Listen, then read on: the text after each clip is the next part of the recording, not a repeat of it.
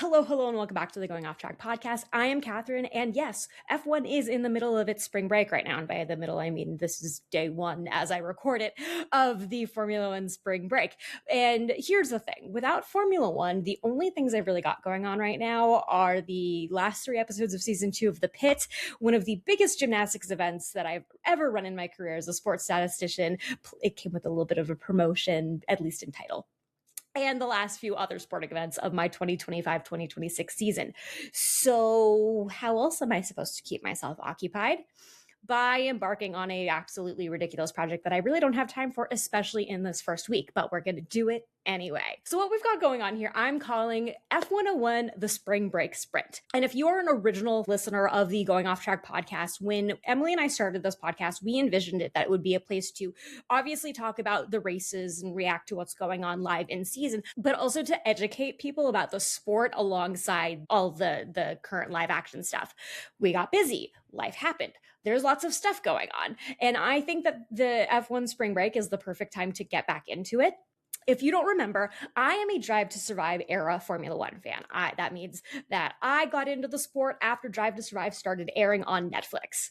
I didn't get into the sport because of Drive to Survive. I got into the sport because somebody introduced the Hamilton-Verstappen battle, and I said, ooh, that sounds fun. And then I, dove headfirst. I actually did attempt to start watching Drive to Survive prior to insert former friend here who doesn't even watch F1 anymore, which I think is hilarious. But anyway, there was one day I was like scrolling through Netflix trying to find something to watch, and I was like, oh, this looks interesting. So I turned on the first episode of season 1 of Drive to Survive, realized that there were subtitles that I would have to pay attention to because I think it was someone speaking French at the time, and said, I don't think I have the brain capacity to focus on this right now. So I backed out of it, and I think I turned on Madam Secretary for the 47,000th time.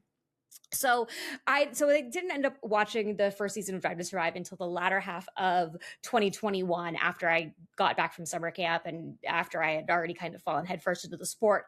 Then I binged the first, I think, 4 seasons, however many there were in 2021. I watched all of those, and then, Abu Dhabi 2021 happened, and basically I've been consumed by the sport ever since.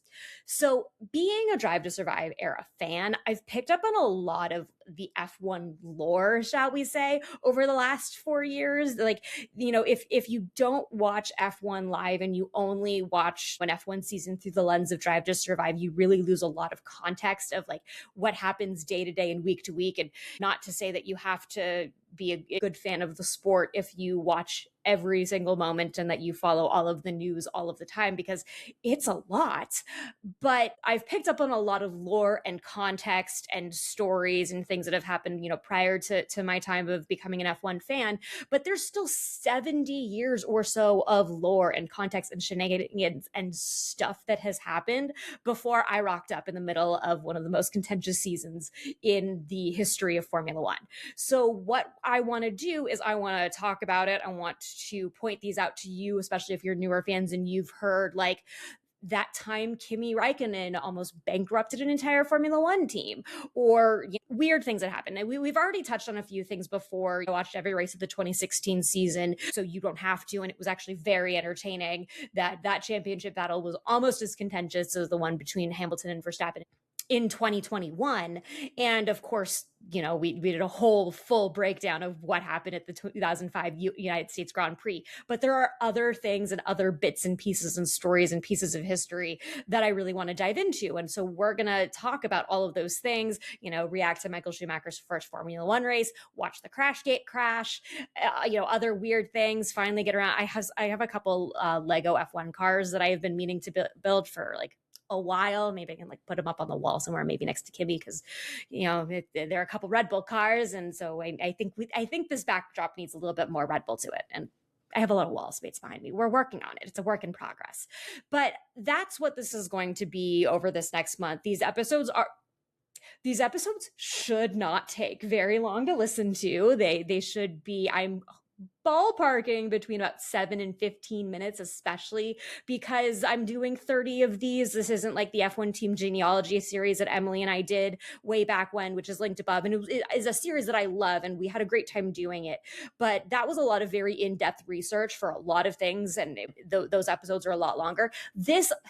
I'm telling myself now that these episodes should not be longer than 15 minutes, and we shouldn't have too many 20-minute plus episodes. Like, we should have none of those, because there's really only so much I can talk about. And, you know, even the rundowns I've written so far for the first few episodes that we're going to be doing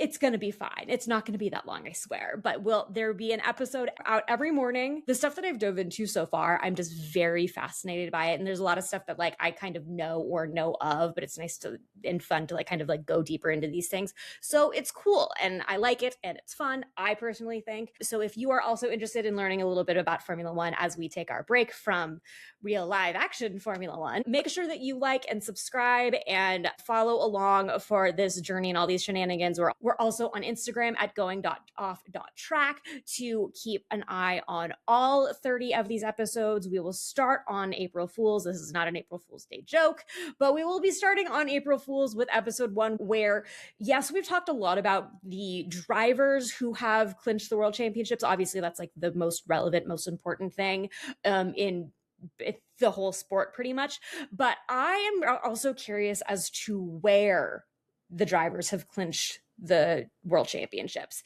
And I was actually pretty surprised with the spread of locations. Obviously, being newer to the sport, they all tend to be like the Middle East is kind of the spread and the range. But shocking amount of championship clinchers in the United States. Way more than you think. I want you to guess the number. Guess the number. Put that number in the comments. Don't go Googling it, but just guess, and then I will tell you tomorrow. Thanks for going off track with me. Thanks for joining me on this F101 spring break sprint that we're going to be doing. And I will see you tomorrow for part 1.